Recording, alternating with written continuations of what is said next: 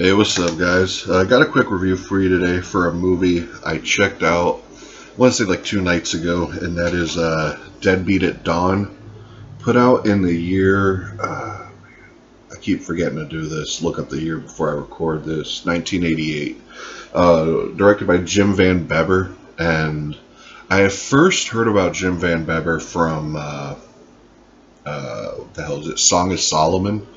And I kept hearing his name throughout the press of Song of Solomon, and found out he was a director. And my first film from him I actually checked out was, I think it was called The Manson Family. Yeah, The Manson Family, and that was put out by Severin. I checked that out, and I really dug it. It was one of the better Charles Manson movies I've seen.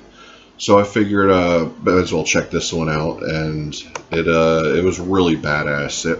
I'll get into a little kind of plot light for it. I forget the dude's name, but the main guy, he's like the head leader of this gang, and he basically ends up falling for this girl, and the girl doesn't want him in this gang anymore for obvious reasons and stuff. So he basically leaves, and this guy, the rival gang, and so they end up like killing his girlfriend and all that. And he basically is going out for revenge and kind of suiting up and killing these ex-gang members and people part of his gang, and that's all I really want to give away.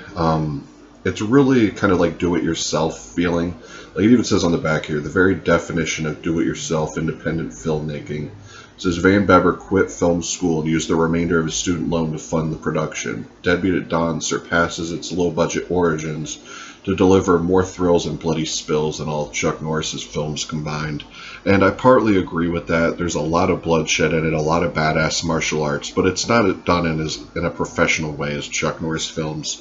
Like, yeah, it's real over the top and crazy, but it's not as big budgeted as a Chuck Norris film. But Jim Van Bebber, you can tell he looks like he has some karate or martial arts background, because he looked like to be giving some good kicks and stuff. But there's some badass gore scenes, like shotgun blasts to the hand, blowing off fingers, and slashings and all that. It's a pretty gory action film. If I had to compare this to anything, it would be like a mix of Mad Max, just the way like people looked, and mixed with like the old beat 'em up video games like Streets of Rage and stuff. And I'd mix it a little bit. There was something else, like The Warriors. This almost feels, that's what was the movie I was thinking of. This almost feels like a Warriors, like this takes place in the universe of the Warriors. Like this could have been a sequel or something for the Warriors. It has that feel. It has the gangs or the costumings like that and stuff. So if you like the Warriors or just old 80s classic beat 'em ups like Streets of Rage and stuff, or you know what I mean, like stuff like that, it's just, you definitely want to pick this up. I think it's on Amazon right now still for 20. I bought it for 20 on Amazon, and it's definitely worth it. Picture looks great. Loaded with bonus features, 2K restoration, commentaries, all his short films.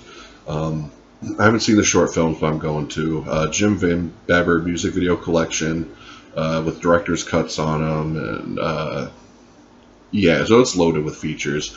And one thing before I go, I want to point out, this is the very first Arrow release I've ever gotten that has no reversible cover. So I don't know what that's about, but yeah, it has no reversible cover. But definitely pick this up, especially if you have no introduction to Jim Van Bebber, or you haven't seen any of his movies. I'd definitely start with this and then go on to like Manson Family, and yeah, but yeah, this one was really fun. The gangs look super cool. There was one gang mask in particular where the leader, he had like this Batman mask, and it was kind of cut up, but the mask looked sick, and it was just the way the shot was played out. Like the gang comes walking up like a gang, and the Warriors all posted up in this like playground thing, and it was really sick. But yeah, that's my quick review on Deadbeat at Dawn. Definitely a super strong Arrow release. I'm really glad they're releasing stuff like this, and yeah, because I would have never heard. I want to thank Stephen Byro too of Unearthed Films too, because without Song of Solomon, I would have never heard of Jim Van Bebber. I probably would have never looked twice at this release, and he's becoming one of my favorite independent filmmakers. So big shout out to Unearthed Films and Stephen Byro and Song of Solomon, just because I do love this film a lot, and I love Manson Family just as much. So anything else I see from Jim Van Bever, I don't know really if he has any other films, but if he makes anything else, I will definitely pick it up.